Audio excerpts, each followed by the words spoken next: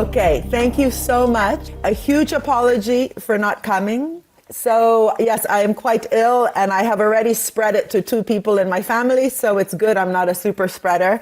I was meant to be actually with Teresa Rivera today, who I know you gave the prize to last year. So it was also a double disappointment. We have a poster, which I shared with Laszlo, of she and I with the Thelma and Louise, billboard. And we got in trouble because you might remember they have guns. And the poster went viral when Teresa, when she was still the minister for the environment in Spain, she was the only courageous minister who decided to tax the excess profits being made by the energy companies during the energy crisis. This is before the Ukraine war.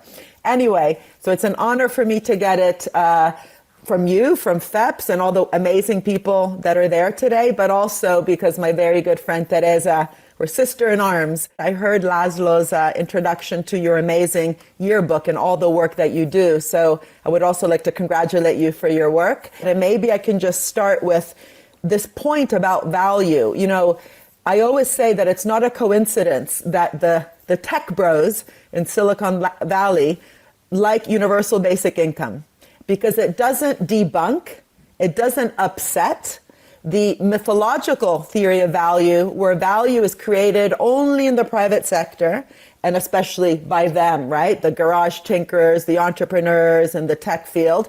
And then they generously pay their tax, which of course we know they don't. And some of that tax then gets distributed to people through some sort of universal basic income, which they think is a good idea. Why do they think it's a good idea? Because it completely doesn't change any of the narrative, which, if it's debunked, would actually question where they got their wealth from in the first place. So if we start using different words, like a citizen's share, a citizen's dividend, in other words, getting back what you deserve, what you contributed, what you created, this collective creation of value between workers, between different types of organizations, also in civil society, the state. I've written a lot about the state's role, and of course the private sector. Then all of a sudden, the discussion is very different. It's about making sure that we are sharing not only in the risks, not only in the contributions, but also in the rewards. And I think this is what I've tried to do, really, is to debunk the narrative and the theory of value, which then justifies this very bad distribution, skewed distribution, and increase in inequality that we've seen. And it's interesting when you look at Piketty's curve, his famous curve showing how inequality has increased since the 1970s, I sometimes have fun going decade by decade, sometimes 5 years by 5 years, and showing the lobbying that happened in those years in order to introduce very regressive, not progressive, so thank you for the Progressive Award, regressive taxation, which was an outcome of the stories, narratives, that are told about where wealth comes from. So as an example, the capital gains tax in the United States fell by 50% in just 4 years through lobbying of the National Venture Capital Association, through this narrative that in order to stimulate innovation, we needed to reduce massively their taxes. And then we needed a communist like Warren Buffett, that's a joke, to say, stop reducing my tax, it's just increasing inequality, it's hurting jobs, I invest when there's an opportunity. Anyway, just to say, I'm very happy to receive this award now in this moment, because we have so many regressive forces, not progressive. The progressive forces have to become allies. We need the academics, the trade unionists, those civil servants that are fighting every day to create better policies, even though they are, often blamed, because we love to blame government and anytime anything goes wrong. But, really also the different types of labor, both through the trade unions, but also all the work that goes into producing our economy. We don't have a theory of value in economics that captures all of that. And what I have focused on is the theory of the state, that it shouldn't just be fixing market failures, but shaping markets. But that's not a normative point. It's also a historical point, But when you shape a market, you can also shape it badly. So it's really just a point to say economies always have directions. Economies are outcomes. There's no economic pressure. The economy itself is an outcome of how we govern public, how we govern private, how we govern trade unions, and how they interrelate one to another.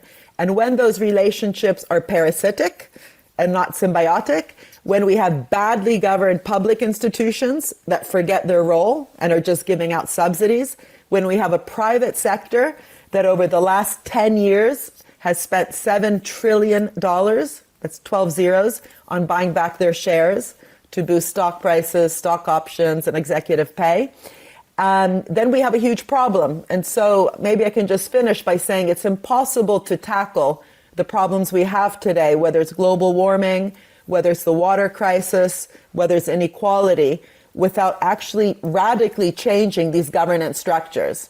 And government is often part of the problem. Even public banks, they sound good, but if the bank is just giving money to a sector to stay alive, instead of putting conditionality to make sure that sector produces better work, reduces carbon emissions, and so on, then the public bank is part of the problem.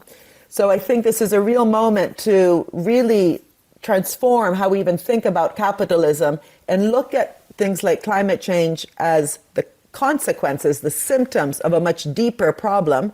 And I think the idea of really coming together and debunking this myth of where value comes from, to hold also the energy companies, the pharmaceutical companies, the tech companies to account on the huge contributions they have received by others and then extracted so much just for themselves through all sorts of gimmicks, including the gimmicks that government comes up with, like R&D tax incentives or the patent box, these ideas that often come about through lobbying by those companies, but it's the state that's actually giving away what ultimately is a social value and social infrastructure.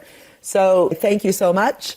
And I really hope that together we can, fight back what I really see as all sorts of different regressive forces, but also to remember that those people who are voting for what I would argue is problematic governments, populist governments, they are not stupid. They have been left behind by all sorts of terrible ways that we have governed our global capitalist system. And until we change that, until we bring, as Reiner was saying, people not only condescendingly saying that they should benefit in wages, for example, but give them a voice, deliberation, participation in the planning itself of how to govern the system better, then it's not surprising that we have so much distrust of the so-called elites. And I think that issue of participation and how to co-create even areas like procurement, which is 30% of a government's budget, there's no point in procuring better if the people who are supposed to access the service that's being procured are not being listened to. Bringing citizen engagement in terms of actually designing what I call mission-oriented outcomes, I think is key. And anyway, let me stop there and just thank you so much again. And I hope that I can see you live very soon.